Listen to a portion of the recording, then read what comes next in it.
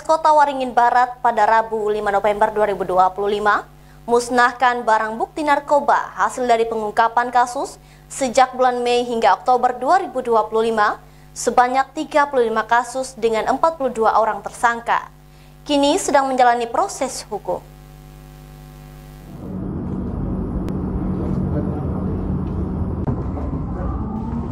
Kapolres Kota Waringin Barat, AKBP Theodorus Priyo Santosa, dalam pers rilis memaparkan bahwa para pelaku mendapatkan narkotika dari luar wilayah hukum Polres Kobar, yang diedarkannya di Kobar dengan cara diecerkan di sejumlah titik di beberapa wilayah.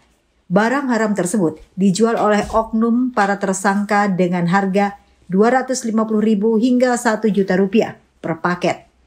Kini seluruh tersangka telah diamankan dan sedang menjalani proses hukum lebih lanjut. Dari hasil pengungkapan tersebut, polisi menyita 459,09 gram sabu dan 24 butir ekstasi.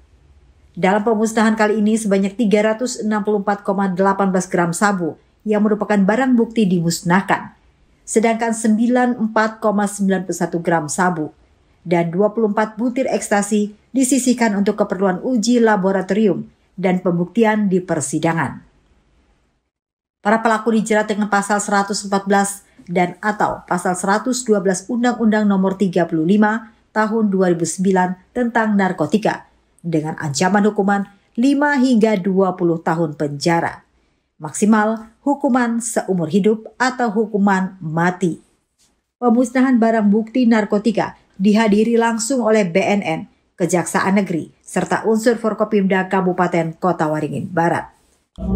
Karena memang narkoba itu sudah pasti merusak, baik itu merusak secara pribadi maupun lingkungan.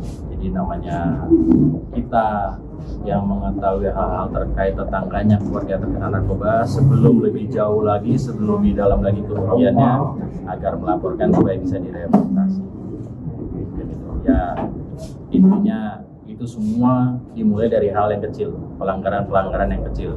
Mungkin kalau keluarga kita masih sekolah ada yang udah ngerokok, kalau tidak ditegur itu pasti akan naik kelas. Nanti naik kelas lagi mulai minum minuman keras, udah mungkin itu nggak ngaruh lagi, mulai nanti dia pasti akan yang lebih tinggi lagi. Jadi ya kita sebagai warga masyarakat Kota Waringin Barat harus lebih peduli sama lingkungan sekitar. Ada anak kecil merokok langsung larang.